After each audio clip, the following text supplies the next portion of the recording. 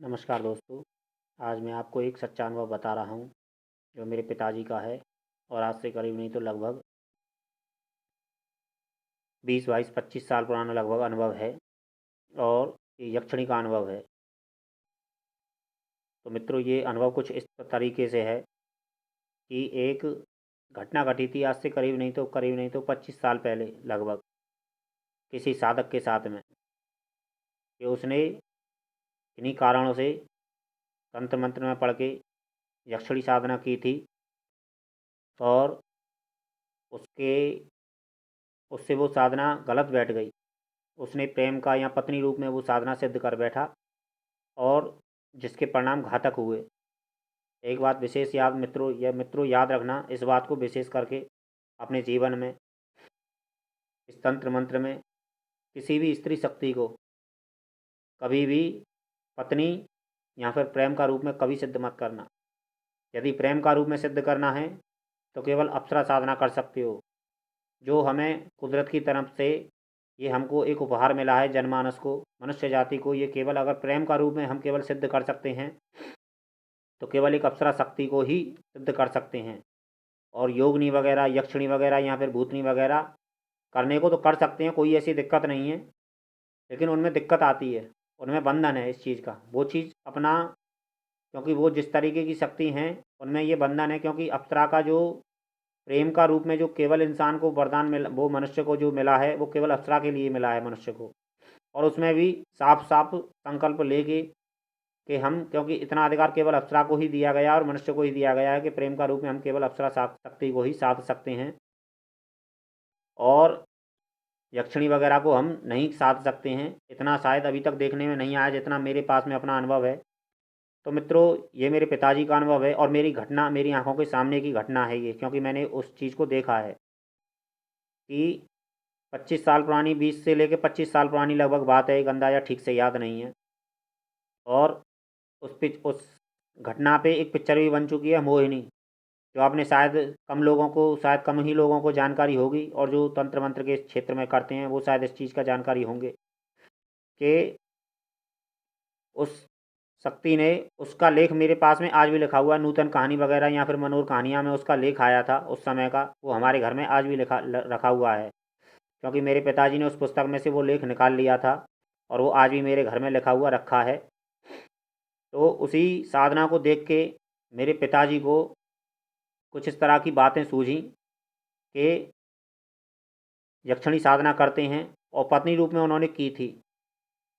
और 2 वर्ष के लिए उन्होंने, मेरी जितनी नॉलेज में है, मेरी जानकारी, मेरी बात कि, क्योंकि हमारे बीच में बाद में चर्चा हुई थी, हमारे पिताजी ने हमको बताया था कि उन्होंने 2 वर्ष के लिए वो साधना की थी, क्योंकि वचन का बहुत महत्व होता है तंत्र में। तो वचन, वो भी हमारे पिताजी भी इस चीज़ को जानते हैं, समझते हैं। तो उन्होंने पत्नी रूप में सिद्ध करना चाहा था अप्सरा शक्ति, वो यक्षिणी शक्ति को। और 2 वर्ष के लिए उन्होंने संकल्प और वचन के उसमें लिया था। लेकिन वो एक गलतफहमी में थे, क्योंकि ज़्यादातर साधक यही सोचते हैं, क्योंकि पुस्तकों में अक्सर ये चर्चा आती है, पुस्तकों में मिलता है कि 1000 मंत्र जप रोज़ करो और 1 महीने बाद पूर्णिमा की, या फिर ऐसी अनेक बातें आती हैं कि 1 महीने बाद में यक्षिणी शक्ति आपके सामने आएगी और वो आपसे वचन मांगने के लिए कहेगी। जबकि ये बात सत्य नहीं है मित्रों। जहाँ तक मेरा अनुभव है कि 1.25 लाख मंत्र जप चुना गया है एक ठीक ठाक शक्ति के लिए। जितनी भी श्रेष्ठ शक्तियाँ हैं, या यक्षिणियों में सुर सुंदरी हो, अनुरागणी हो, और भी अनेक यक्षिणियाँ हैं मित्रों। मेरा कभी, मैं इन बातों पे कभी गौर नहीं देता, नामों पे काफ़ी इस शक्तियाँ हैं। तो 1.25 लाख चुनी गई है संख्या। और लेकिन पुस्तकों में ऐसा कहा जाता है, साधकगण लिखने वाले पुस्तक में अपनी पुस्तक को बढ़ाने के लिए कि हमारी पहचान हो पुस्तक की और जल्दी बिके हमारी पुस्तक, तो गलत जानकारी दे देते हैं ऐसे लोग। तो उसका अनुभव कुछ इस तरीके से है मित्रों कि मेरे पिताजी ने लगभग लगभग महीने सवा महीना वो साधना की थी। तो पहले तो किसी घर से बाहर स्थान चुना था, तो वहाँ उन्होंने गर्मी में साधना स्टार्ट की थी, सर्दी में स्टार्ट की थी। तो उन्होंने जहाँ पे स्टार्ट किया था, वो एक जयपुरिया मंदिर के नाम से हमारे वृंदावन में एक क्षेत्र है।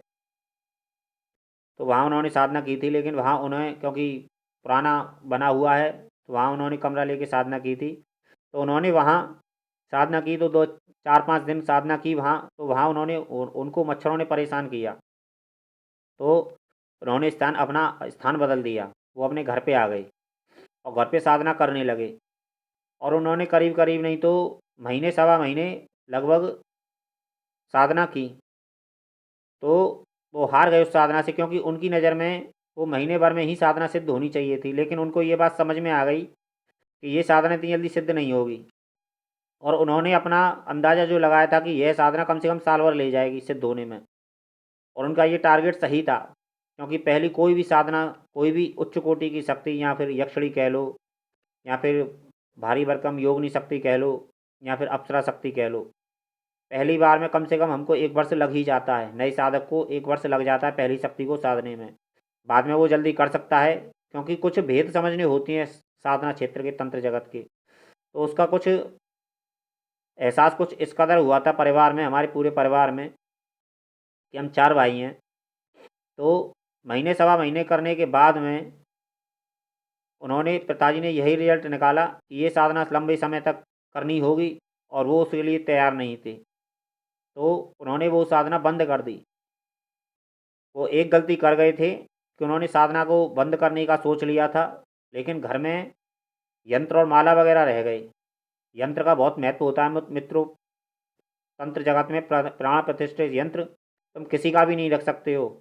या तो उसकी पूजा देनी होगी तुमको, या तो उसको पूजा पूजा करनी होगी, तब वो कुछ इफेक्ट नहीं छोड़ेगा, कुछ तुमको दिक्कत नहीं देगा। यदि तुम उसकी पूजा सेवा नहीं करोगे, उस यंत्र को उसका भाग नहीं दोगे, क्योंकि उसमें प्राण होते हैं यंत्र में। यदि तुम अप्सरा शक्ति को भी प्राण करके सिद्ध करके और अपने घर में रख लोगे, और तुम उसे पूजा नहीं दोगे, उसका संकल्प नहीं पूरा करोगे, तो अप्सरा यंत्र भी आपको दिक्कत दे सकता है। लेकिन अप्सरा यंत्र में और यक्षिणी यंत्र में शक्ति में केवल इतना ही अंतर है कि अप्सरा शक्ति इतना ज़्यादा इफेक्ट नहीं छोड़ती है, वो इतना भारी नुकसान नहीं करती है आपका, लेकिन यक्षिणी शक्ति छोड़ती है। और भी शक्तियाँ छोड़ती हैं, और सात्विक शक्तियों का तो मुझे पता नहीं महाविद्याओं का मित्रों, लेकिन इन दोनों शक्तियों का मुझे पता है, क्योंकि मेरे घर में मैंने अप्सरा शक्ति को साधा है, और यक्षिणी शक्ति को मैंने देखा है अपने घर में। तो उन्होंने यक्षिणी साधना के यंत्र और माला विसर्जन नहीं किए थे। तो दूसरे दिन मेरे आधी सुबह के वक्त 4-5 बजे करीब, सुबह के वक्त 6 बजे करीब, मेरे भाई की उस शक्ति यक्षिणी ने पकड़ लिया और उसकी मुसक बांध दी। मुसक बांधती हैं मित्रों घुटने टेक कर, मुसक बोलते हैं मित्रों कि घुटने टेक कर और हाथ को पीछे से बांध देना। तो ये घटना हमारे साथ में, हम मेरे बड़े भाई के साथ में घटी थी। तो पिताजी ने सोचा समझा बहुत, फिर गौर गया इस बात पे। तो इस बात पे उनका दिमाग गौर पहुंच गया कि मैंने साधना बंद कर दी है, और ये सामग्री घर में रह गई है। तो उनके दिमाग में ये आ गया, उसने भी, शक्ति ने भी छोड़ दिया था।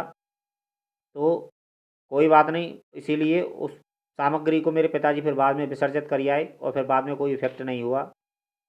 तो मित्रों यही मेरा अनुभव है कि वो मोहिनी पिक्चर भी बनी है, वो एक सत्य घटना पर है, और यक्षिणी घटना पर है, और सत्य घटना पर आधारित है। और वो फिल्म काफ़ी मिलती जुलती है सत्य घटना से, उसमें काफ़ी कुछ चीज़ें दिखाई गई हैं।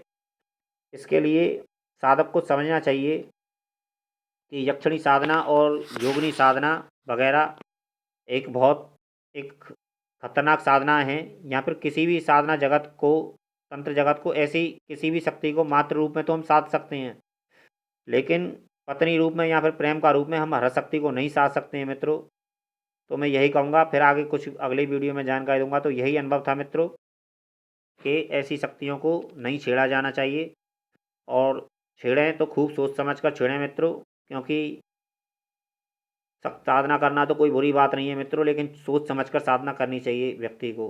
क्योंकि तंत्र जगत, फिर बाद में तंत्र बदनाम होता है, फिर आदमी तंत्र को बदनाम करता है, क्योंकि आदमी जानता तो है नहीं कुछ, और गलत चीज़ों को कर बैठता है, और क्रियाओं को जानता नहीं है, और ऐसा नहीं करना चाहिए मनुष्य को। इसलिए मित्रों मैं अपनी वाणी को यहीं विराम देता हूँ, और आगे सोच समझ कर साधना करें मित्रों। धन्यवाद।